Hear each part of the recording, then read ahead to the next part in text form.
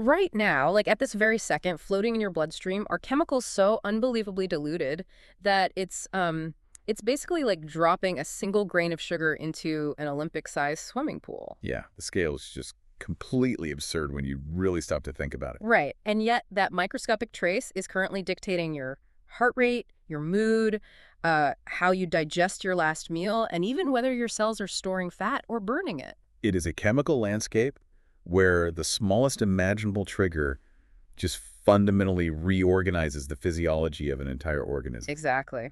So, welcome to the deep dive. Our mission today is to decode these invisible messengers for you, your hormones. We've got a massive stack of research we're pulling from today. We really do. And we're focusing heavily on the physical mechanisms, like how these chemicals actually hack into your cells and alter what they do. And the most surprising takeaway from all these sources is a concept that kind of shatters how we typically think about biological upgrades. Right, because the intuitive way to think about a body changing is that something new has been added. Yeah. You know, Like getting a software update. exactly. You take a supplement or a medication, and you assume it's granting your cells a totally new power. But the core aha moment of endocrinology is that a hormone never, I mean absolutely never, teaches a cell a new trick. It doesn't hand the cell a new capability at all. Not at all. All hormone can do is speed up, slow down, switch on, or switch off a metabolic process that the cell already inherently knows how to perform. Wow. Okay, so it's simply pressing buttons on a control panel that was already built into the machinery. You nailed it. It just operates the existing machinery. I do want to push back on the scale of this for a second, though, because the sources mention hormones operating in the nanomolar to picomolar range, and I had a hard time visualizing that. It is incredibly abstract, yeah. Because if I take a standard headache pill, I'm swallowing hundreds of milligrams of a chemical to feel any effect whatsoever. How can a few micrograms of a hormone rewrite my entire physiology? The math does seem impossible at first glance. I mean, we are talking about concentrations of a billionth or even a trillionth of a mole per liter. Which is just literally a trace amount. Right. It completely defies our everyday experience with medicine. And to understand how that tiny trace can command the body, we actually have to look at how the entire concept of chemical communication was discovered. Because the scientists of the time didn't believe it was possible either. No, they didn't. They thought it was ridiculous. So, going back to the turn of the 20th century, the scientific consensus was completely dominated by Ivan Pavlov. Everyone basically agreed that the body's master control system was purely electrical. Yes, it was all about nerve reflexes for them. Right, and Pavlov's framework made perfect logical sense, right? Like, you touch a hot stove, your sensory nerve sends a signal up your arm, your brain sends a signal down a motor nerve, and you pull your hand back. Point-to-point wiring. Exactly. Biologists assumed internal organs communicated the exact same way. They thought the brain was a central switchboard, and every organ was connected by a physical wire. But then, in 1902, two physiologists in London, William Bayliss and Ernest Starling, they run an experiment that just completely blows the doors off the wired switchboard theory. I love this experiment so much. They were trying to figure out a very specific digestive puzzle. When food leaves the stomach and enters the small intestine, how does the pancreas know it's time to squirt out digestive juices? Because under Pavlov's theory, the food touches the intestine, a nerve sends a signal to the brain, and then the brain sends a signal down another nerve to the pancreas. So Bayliss and Starling decide to just test that directly. They take an anesthetized dog and they meticulously sever every single nerve connection leading to its pancreas. They isolate the organ entirely. Yeah, the only thing keeping the pancreas alive is its blood supply. There is zero wired connection to the brain or the gut.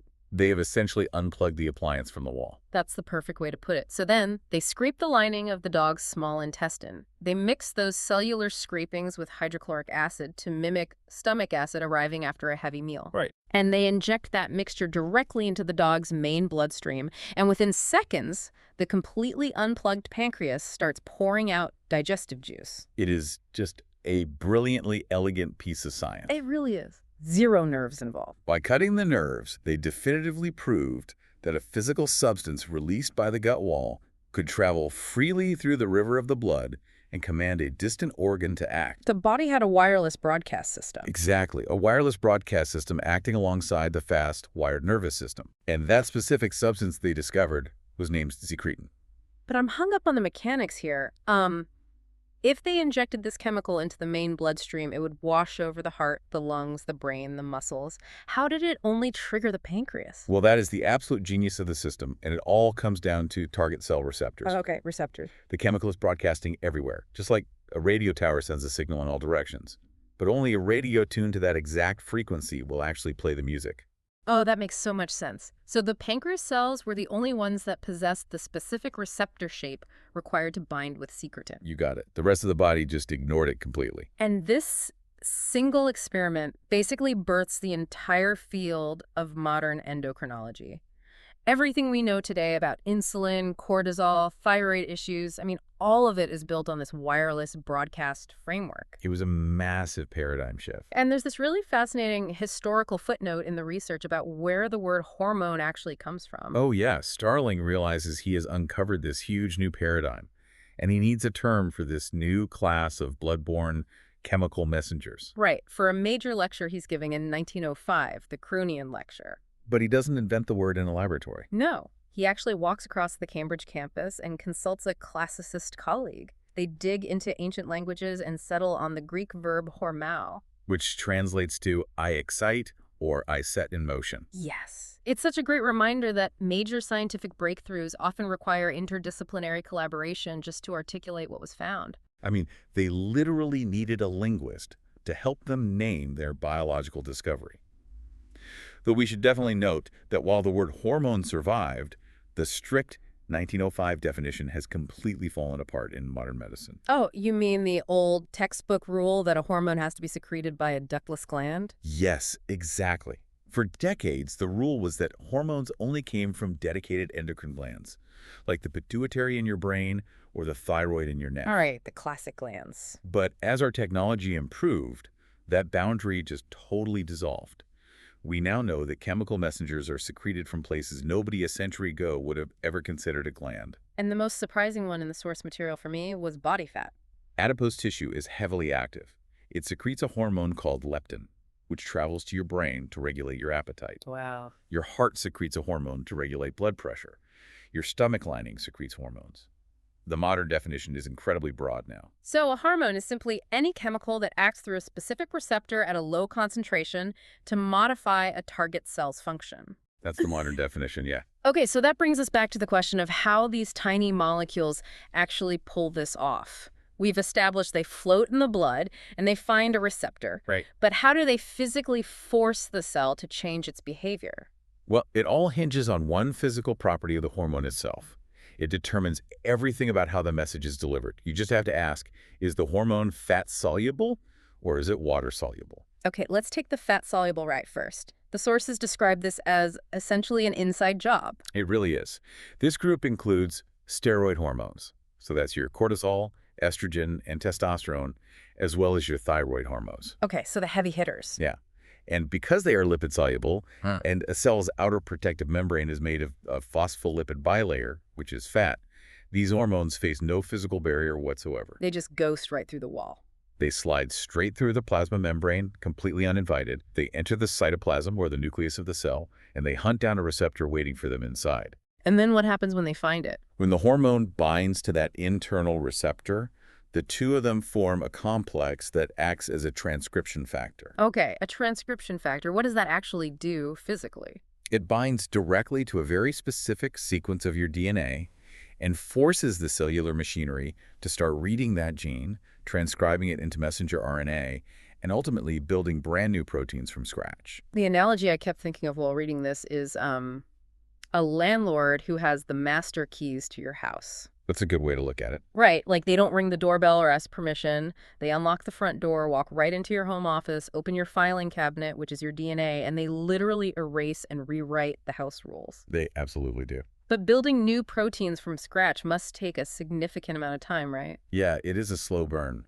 The biological machinery takes time to transcribe the DNA, translate the RNA, and accumulate enough of the new protein for the cell's overall behavior to change. So we aren't talking about instant results here. Not at all. You are looking at a process that takes hours or sometimes days to see the full effect. Now that's route one. Route two is for the water-soluble hormones. This includes peptide and protein hormones like insulin and human growth hormone, and catecholamines like epinephrine. Which most people just know as adrenaline. Right, exactly. So how does Route 2 work? Because these are water-soluble, they are physically repelled by the fatty outer membrane of the cell.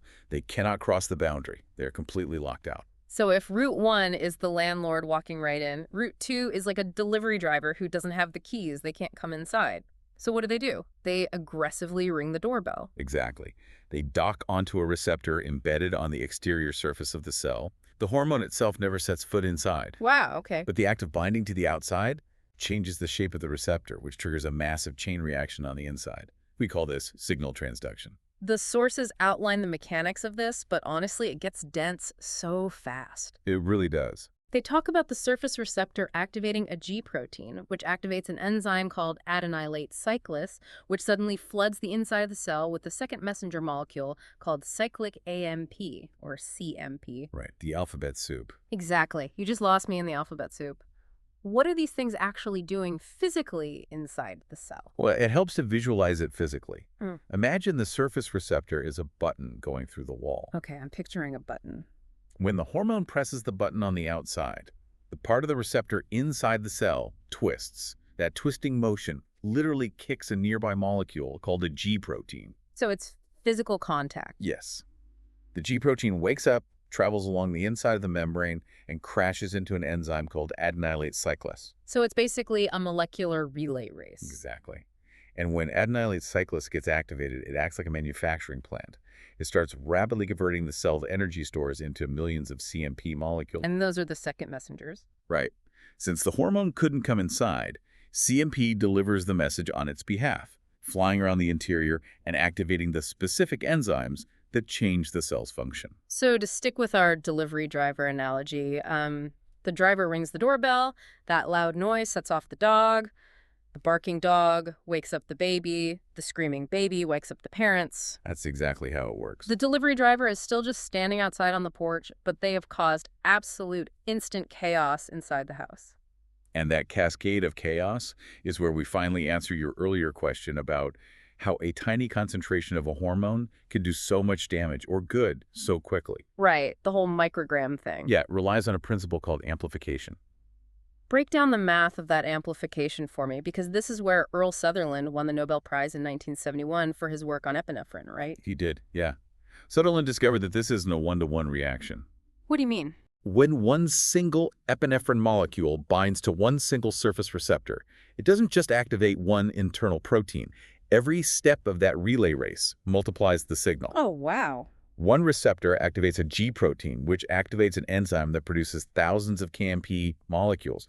Each of those KMP molecules activates thousands of protein kinases. Each kinase activates thousands more enzymes. It's biological compounding interest. It's just an exponential chain reaction. Absolutely. By the time you reach the end of this relay, a few hundred epinephrine molecules ringing the doorbell on the outside of a liver cell can result in the liberation of millions of glucose molecules into your blood. That is insane. And it accomplishes this math in a matter of seconds. Millions of glucose molecules from a few hundred doorbell rings. That completely reframes how I view adrenaline. It's incredibly powerful. And this distinction between the slow, fat-soluble landlord and the incredibly fast, water-soluble doorbell isn't just an anatomy lesson. The sources point out that this is the literal foundation of emergency medicine. Think about treating severe, life-threatening allergies like anaphylactic shock. Right. A patient's airways are actively closing, their blood pressure is plummeting. You have seconds to minutes to intervene. The standard protocol is to immediately administer an EpiPen, which is a massive dose of epinephrine. Because epinephrine uses that water-soluble surface receptor, it triggers that instant amplification cascade. Exactly. It doesn't need to slowly build new proteins from scratch. The machinery is already sitting there inside the cell, just waiting for the doorbell to ring.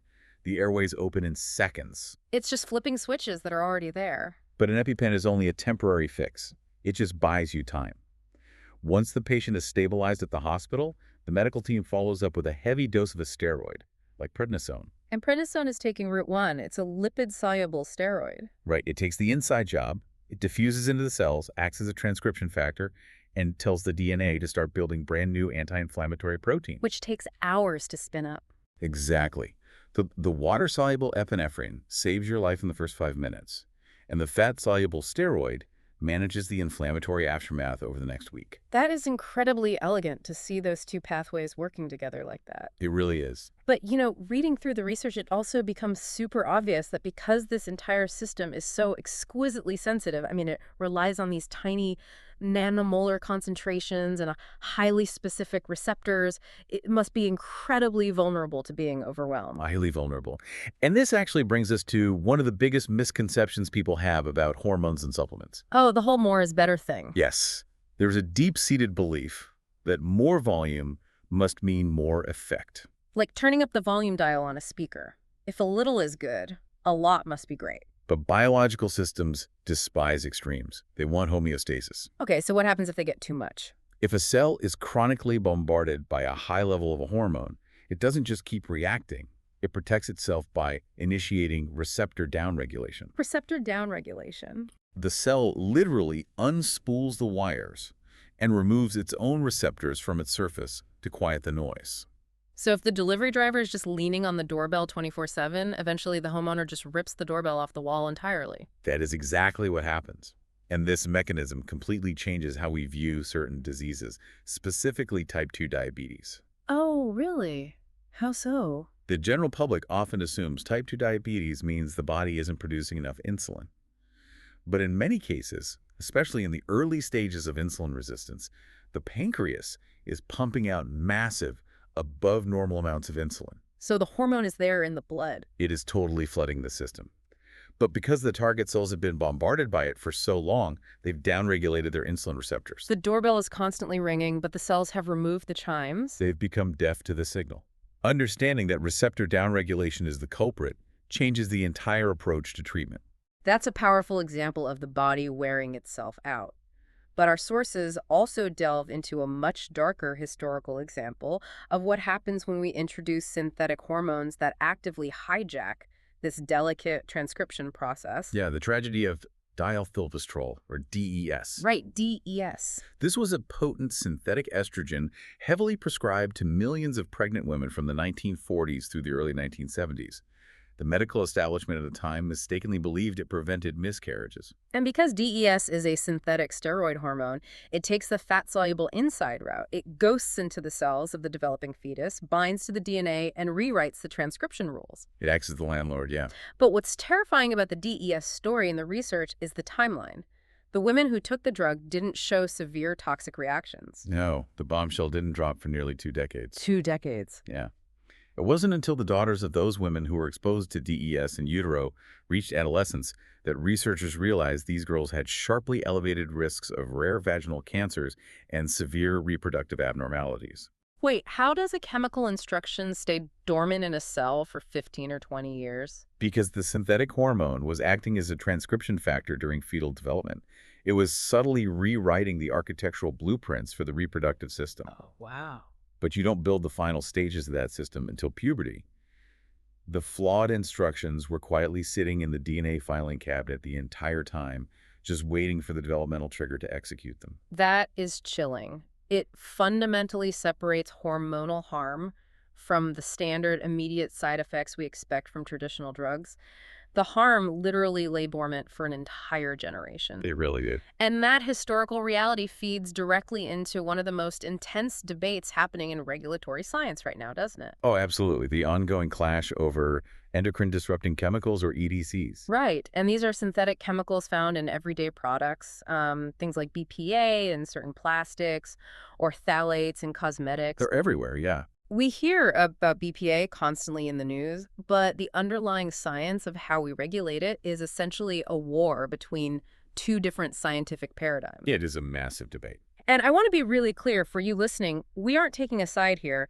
We're just trying to impartially convey the ideas contained in the original source material. Because what makes this so fascinating to watch unfold is that this isn't settled science. Not at all. We are looking at two highly respected fields, toxicology and endocrinology, looking at the exact same data and coming to completely opposite conclusions. On one side, you have classical toxicologists. Their entire field is built on the foundational principle that the dose makes the poison. The dose makes the poison, okay. It assumes a linear relationship. If a large amount of a chemical causes severe harm, a moderate amount causes moderate harm, and a tiny microscopic trace amount is considered completely safe. Which makes logical sense to a layperson. But endocrinologists are pushing back against that straight-line logic. They argue that hormone receptor systems don't behave linearly at all. Because of the doorbell ripping thing? Exactly. Because of things like receptor downregulation and massive amplification cascades, endocrinologists argue for what are called non-monotonic dose-response curves. Non-monotonic. Break that down for me. What does a non-monotonic curve actually look like at the cellular level? It looks like a U shape. Classical toxicology assumes a tiny dose does nothing. But endocrinologists say that a huge dose of an EDC might actually trigger the cell to panic and downregulate its receptors. Ah, so the cell goes deaf, so the apparent damage is actually mitigated. The cell rips the doorbell off the wall because the chemical is too loud. But a tiny microscopic trace dose. That flies entirely under the radar. It doesn't trigger the cell's defense mechanism.